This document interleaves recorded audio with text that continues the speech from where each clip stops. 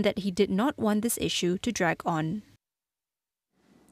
The claims made by former Prime Minister Datuk Seri Najib Razak that an addendum in recent royal pardon granted to him to serve his remaining jail sentence under house arrest was not discussed during the cabinet meeting today. The matter was confirmed by Communications Minister Fahmi Fadzil. Najib had applied to the High Court to compel the federal government and the Pardons Board to produce a purported supplementary order from the previous Yang di-Pertuan Agong. The former Prime Minister claimed that former Yang di-Pertuan Agong had granted him permission to serve his remaining jail sentence under house arrest. Najib claimed in his application for leave to seek judicial review filed on April 1st that Al-Sultan Abdullah Sultan Ahmad Shah issued the supplementary decree during the board's meeting on January 29th. A day before his term ended. He claimed that while the supplementary order or addendum order was made on January 29th, it was omitted when his partial pardon was announced on February 2nd. Najib has been imprisoned since August 23, 2022, after the federal court upheld his conviction for criminal breach of trust, power abuse and money laundering over the misappropriation of SRC International Sdn Bhd funds. Meanwhile, Spanco Sdn Bhd chairperson Tan Sri Robert Tan Hua Choon was charged in the Sessions Court today with cheating the Ministry of Finance to award his company a contract worth 3.9 billion ringgit. He pleaded not guilty after the charge was read out to him before Judge Suzana Husin. Tan is accused of deceiving the Ministry of Finance by misleading the tender opening committee for the tender title Request for Proposal for Supply, Repair, Maintenance and Management of Government of Malaysia's Vehicle Fleet under the Ministry. The charge under Section 420 of the Penal Code provides for imprisonment of up to 10 years with whipping and a fine upon conviction.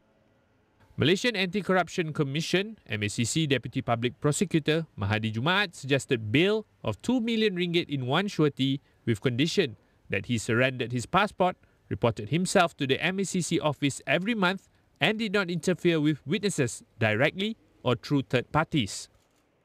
Tan's lawyer, Dato' Wan Azmi Wan Majid, did not oppose the bail sum. Suzana allowed Tan bail of 2 million ringgit in one surety on condition that he did not interfere with witnesses and reported himself to the MACC office once every 2 months. The court then set June 4th for mention of the case. Versatile artist Jaafar On died at Hospital Sultan Idris Shah Serdang at 11:30 a.m. today. News of his death was confirmed by his adopted son Muhammad Hanif Hashim through a WhatsApp voice message. The news of the 73-year-old's actor's passing was also shared by his close friend Haiza Hanafi, who is also a celebrity, on her Facebook page today. The media had previously reported that the veteran host and actor's health had deteriorated to the point where he needed a wheelchair to move around. Yesterday, Jaafar, whose full name is Jaafar On Awang, was reported to be in critical condition after experiencing rectal bleeding and having a low hemoglobin level.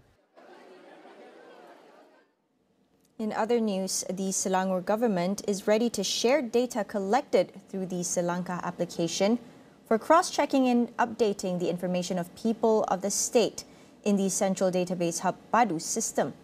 Menteri Besar Datuk Seri Amiruddin Shahri says the records from the subsidy recipients in the application owned by Selangkah Ventures Sdn Bhd, a state government subsidiary, can be shared with PADU subject to the terms and conditions of use. He said that the data that will be shared includes information about recipients of state government aid schemes, including the Bantuan Kehidupan Sejahtera Selangor or BINKAS, Selangor Mental Sihat or Sihat, Insentif Mama Kerja, and the Free Health Screening or SARING initiative. Amiruddin said that the state government believes that after this, there will be more data on aid recipients in Selangor that can be shared with PADU and will indirectly help the federal government in the formulation or implementation of national policies. Said this after witnessing the signing ceremony of a Memorandum of Understanding between the Selangkah application and PADU at the Sultan Salahuddin Abdul Aziz Shah building. We'll take a short break. We'll be back with more.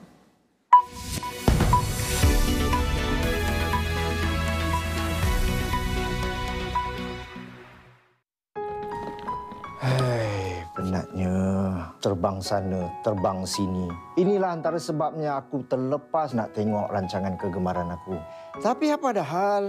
Dengan adanya Astro Go, balik je daripada kerja, aku boleh stream bila-bila masa di mana jua. Encik Tarif! Encik Tarif! Aduh, dia ni memekak ajalah. Stream tempat lain lah. Aman sikit. Encik Tarif, sekejap! Muat turun aplikasi Astro Go sekarang. Percuma untuk pelanggan Astro. Di dalam setiap berita yang dibawa, konteks amat penting. Kami sentiasa membawakan yang tergempar dan terkini. Pastikan Astro Awani menjadi pilihan anda, tidak kira di mana sahaja anda berada.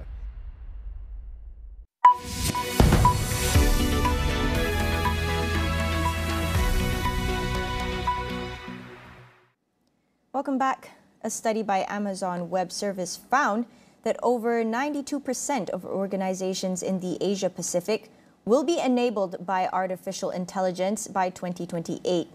This benefit workers with AI expertise that see considerable growth in salaries. Emmanuel Pillai from AWS shares how AI is reshaping the workforce in Malaysia. From what we see from the study is that employees and workers with AI skills and Gen AI skills can see nearly a 40% plus ability for higher compensation or remuneration. We are also seeing nearly 89% of employees saying that they are looking for such workers with skills, but those skills are not existent in the marketplace. Hence, the ability for employers or the willingness of employers to be able to pay for workers with these skills. So that's part one of this. But we're also seeing that is not just in large companies, but also small enterprises that are looking for employees with these skills. So that's the combination from the study that's being proven here. Emmanuel also highlighted the willingness of Malaysians to learn more about AI and use them at their workplace. What our study and our research actually shows is there is a great deal of willingness to actually to learn about AI and to use the tools that AI provides in the workplace. So, for example, over 85% of Malaysian businesses are looking to adopt AI technologies as soon as possible.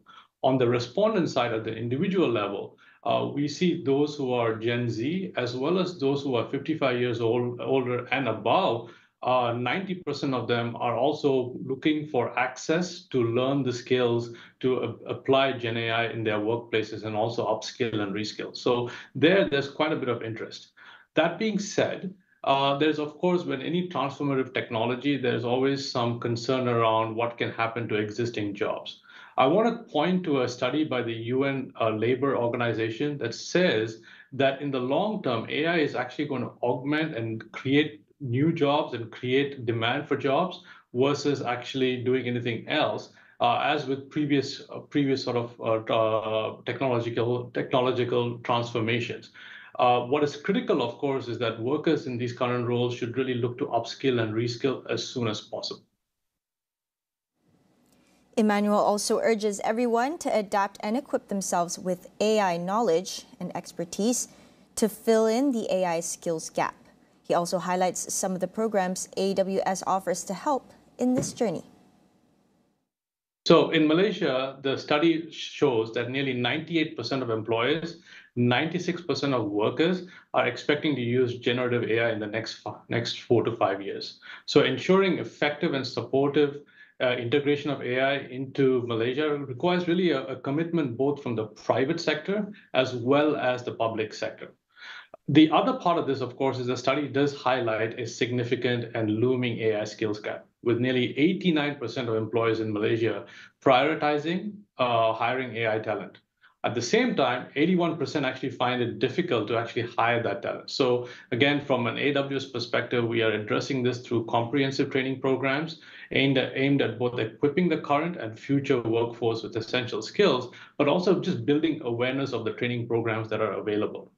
So for employers who are really unsure about where to start, I would say you can start with the more than 100 courses and learning resources that are available on our website, as well as accessing something called AWS Skill Builder, which is our learning portal, which really covers everything from foundational to advanced AI and machine learning technologies.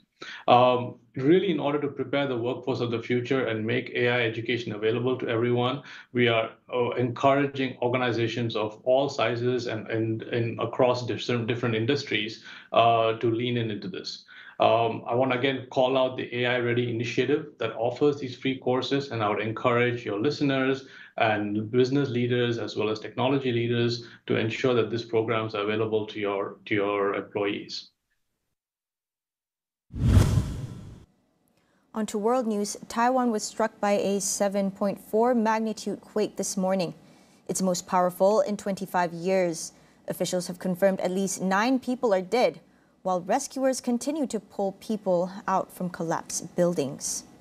The quake's epicenter is located about 11 kilometers south of the remote mountainous region of Hualien. Tremors were felt as far as the capital of Taipei. Power cuts and internet outages were reported across the island. Over 100 aftershocks have been recorded so far. The quake initially set off tsunami warnings on the island and its neighboring countries, some of which have been lifted.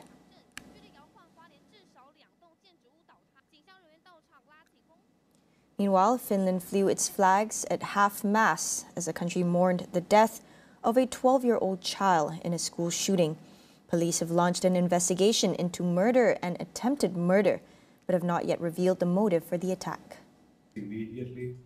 A 12-year-old boy opened fire at his school in Vantaa, Finland's 4th largest city, on Tuesday morning. One child died at the scene, while 2 other students were severely injured in the attack. There was no update on their medical condition on Wednesday. The suspect was eventually apprehended around 4 kilometers away while still in possession of a gun. Police said the permit for the handgun belonged to a relative of the suspect. Following deadly school shootings in 2007 and 2008, Finland tightened its gun laws in 2010 and introduced an aptitude test for all applicants for a firearms license. The minimum age for applicants was also raised from 18 to 20. Thailand's Constitutional Court has accepted a petition to dissolve the opposition Move Forward Party. It took up the case filed by the Election Commission, which wants the party disbanded over its controversial campaign to amend the country's lèse-majesté laws. The Election Commission filed the case on March 12th, saying it had found reasonable evidence that the party's policies and former leader Pita Limjaroenrat had sought to overthrow the monarchy. It came after a January ruling by the same court that found Move Forward's reform plans as unconstitutional. Move Forward has denied this was its intention, adding that it would prepare its defense. If the court rules to dissolve Move Forward, Pita and the party's 44 executives would be automatically banned from Thai politics for up to 10 years. The party won last year's election, but was blocked from forming a government by lawmakers allied with the royalist military. That wraps up Awani Tonight. Thank you for watching. I'm Soraya Mia, and good night.